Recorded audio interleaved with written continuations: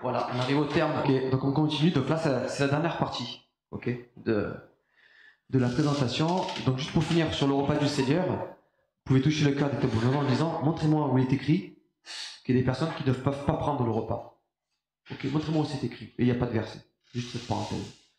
Donc l'excommunication, bah ouais, c'est très très douloureux parce que on se rappelle tout à l'heure les questions du baptême. On a dit oui, appartenir à cette organisation. Bah du coup, ça veut dire que maintenant tu vas écouter ce qu'ils te disent et tu vas aussi subir la discipline de quiconque décide de quitter cette organisation, que ce soit pour des motifs de péché ou pas d'ailleurs. Vous pouvez dire, bah voilà, moi je décide de plus adhérer aux doctrines, vous pouvez être un très bon père de famille, enfin pas exemple de péché, mais vous allez être excommunié. Et là vous allez vivre l'ostracisme de la part de la famille proche, amis, un ostracisme partiel ou complet. Mais voilà, le prix va être très très lourd à payer. C'est pour ça qu'il y a beaucoup de témoins de Jéhovah qui restent encore dans cette organisation, parce qu'ils savent que derrière, ils vont tout perdre. Alors comment ça se passe? Il y a ce qu'on appelle un collège d'anciens.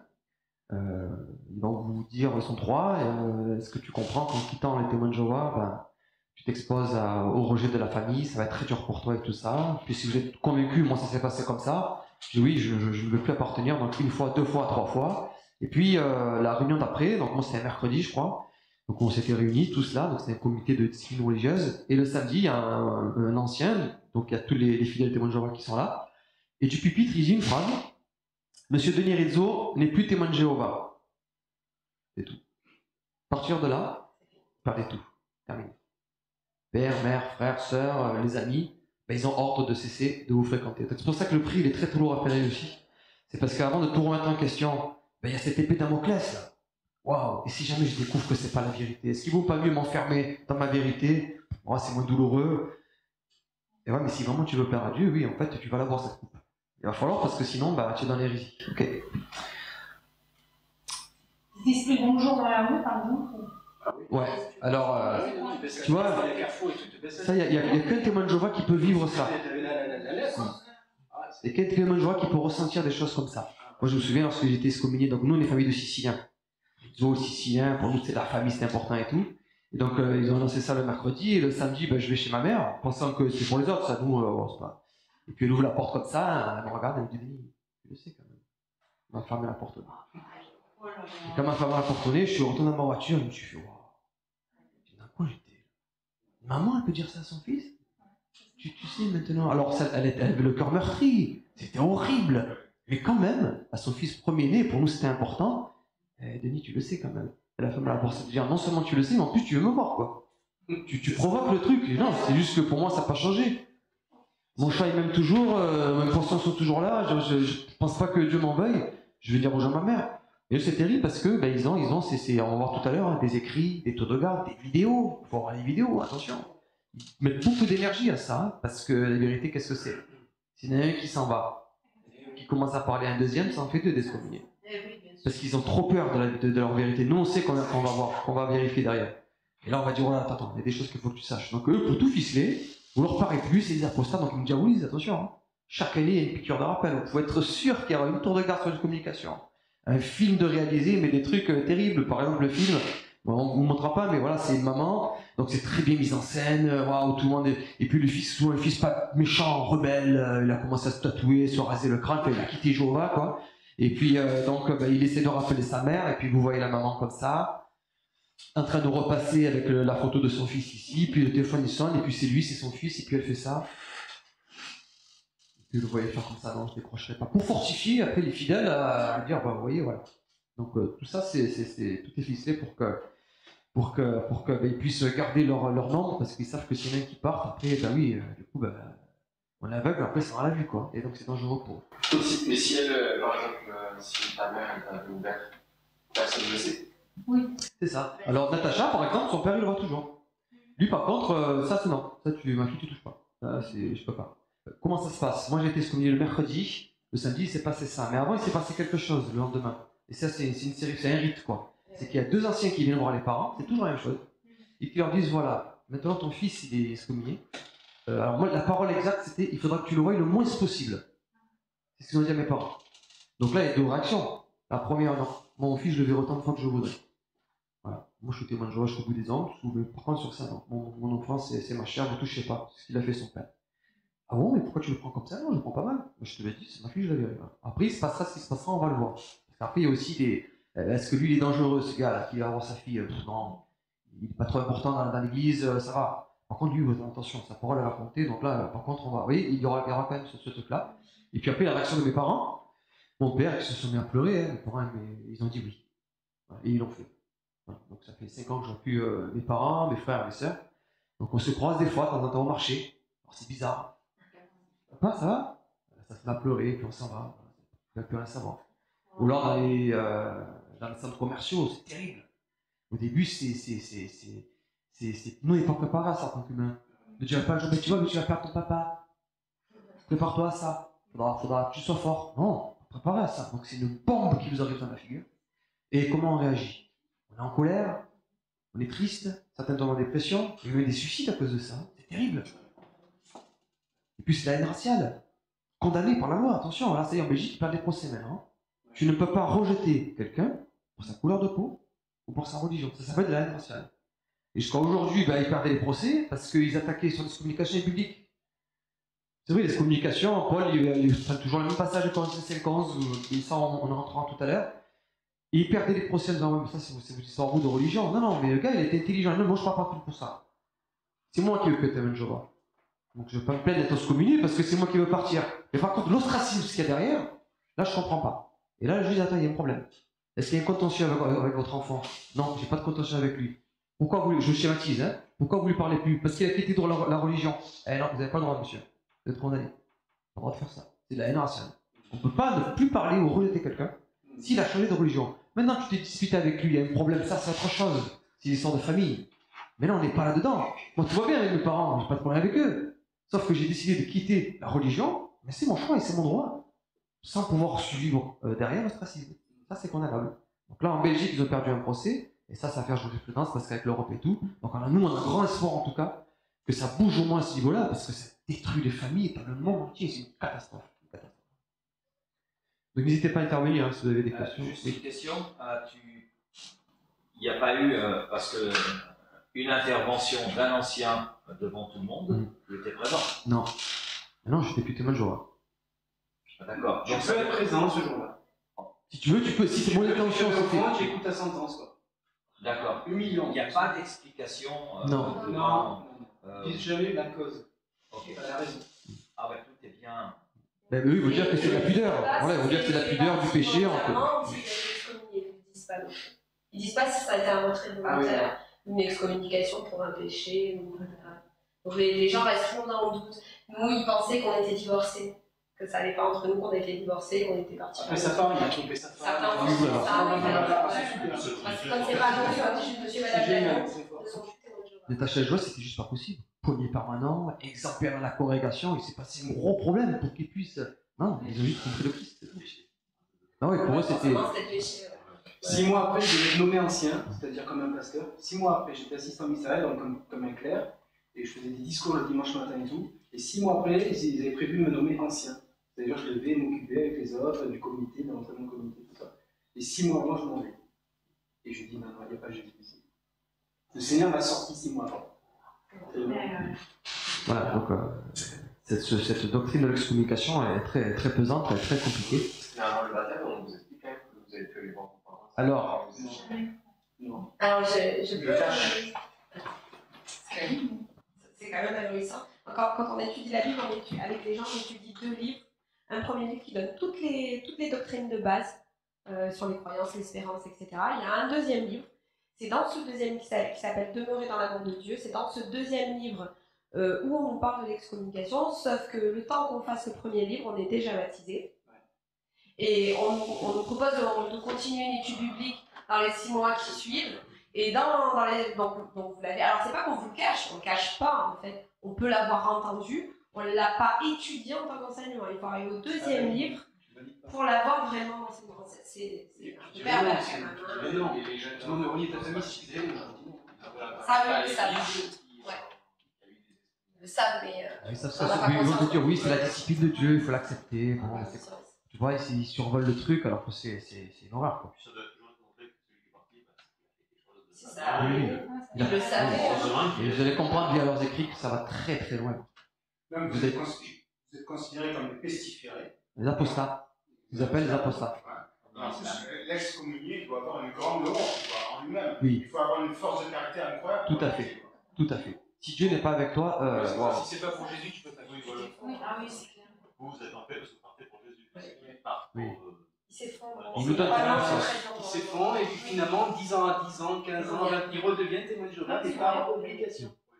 Parce que leur famille leur manque trop. Et s'ils redeviennent témoins de Jéhovah, ils doivent refaire un cursus entier. Comment ça se passe? Non, ils sont sous test pendant 6 mois, ils sont réintégrés. Ils sont réintégrés, comme si ça existait dans la Bible, être réintégré. Mais bon. Et à partir de là, mais même là, ils sont notés quand même. Parce que quelqu'un qui est parti pour apostasie, il ne pourra plus jamais être quoi que ce soit. C'est fini. Et quand même, On tu sera toujours sous la. es excommunié, tu reviens témoin de Jéhovah, tu as toujours l'étiquette ici. Hein. Oh, lui, attention, il l'a fait. Quoi. Il a fait. Il l'a fait. Donc, tu descends dans la seconde catégorie de lui, il l'a fait. Donc il pourrait le refaire.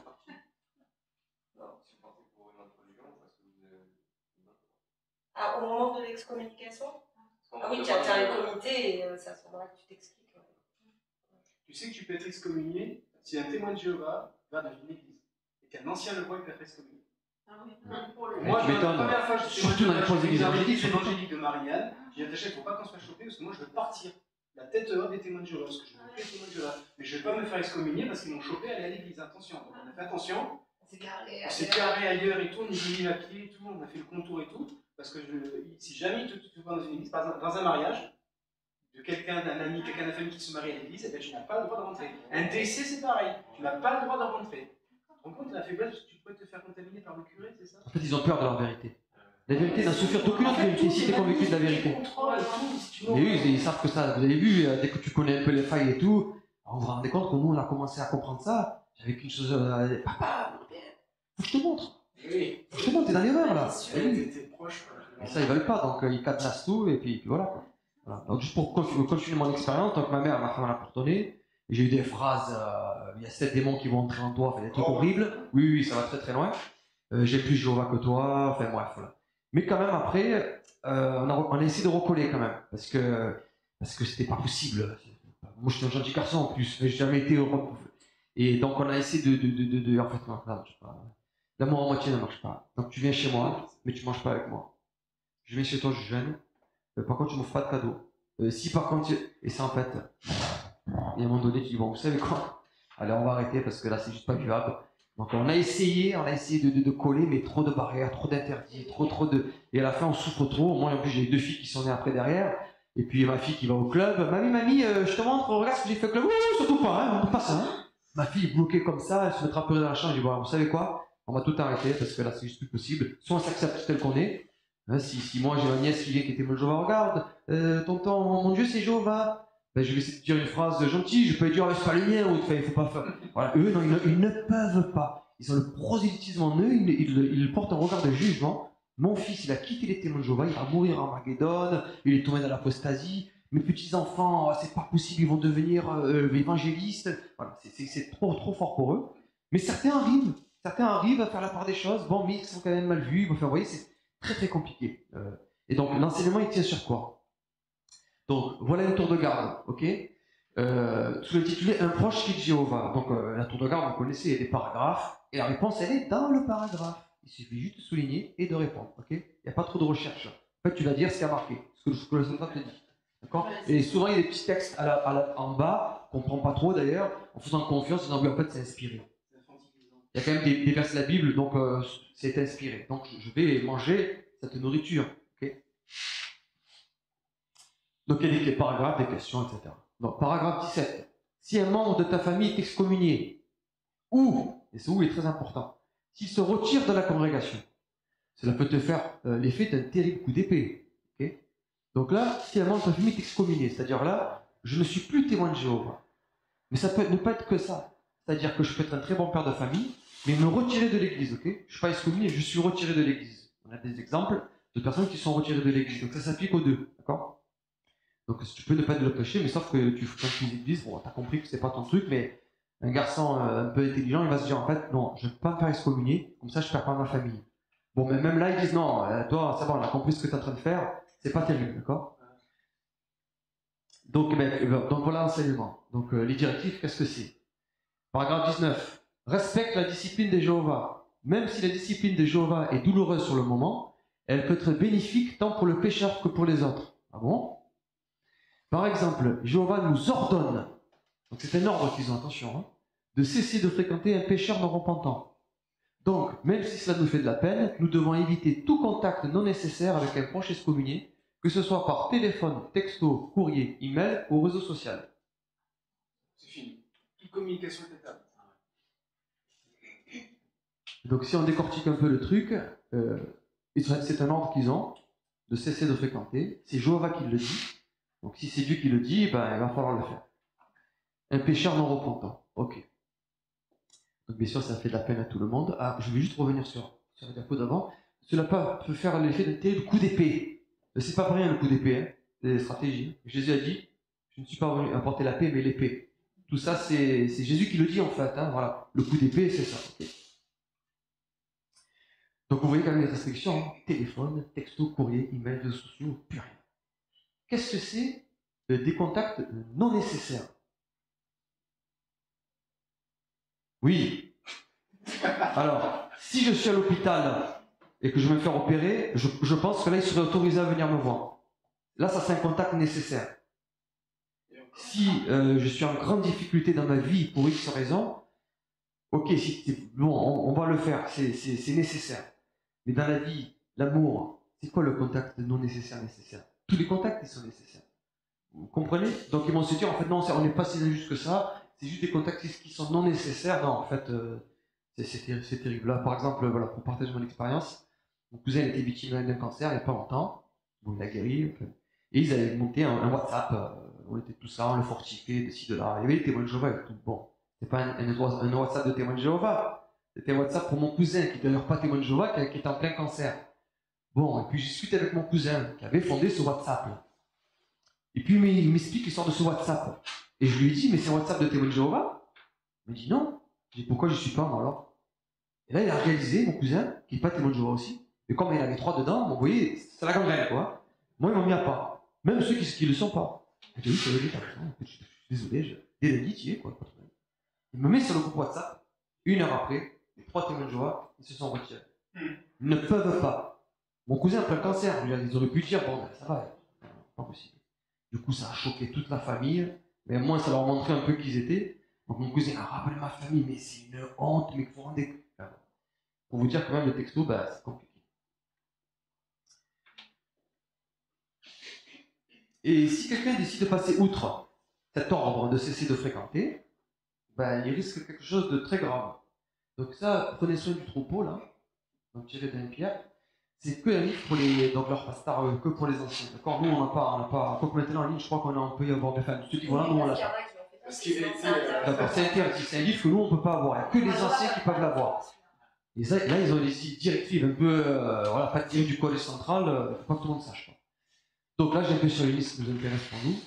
Si on apprend qu'un membre de l'Assemblée fréquente sans nécessité des membres de sa famille qui ont été excommuniés, ou qui se sont retirés volontairement, c'est-à-dire sans péché avéré, si un chrétien ne respecte pas l'esprit de la mesure donc de l'excommunication, eh bien, il y aura un comité de discipline religieuse qui persiste à communiquer ou à échanger des idées d'ordre spirituel. Alors ça, c'est encore plus grave.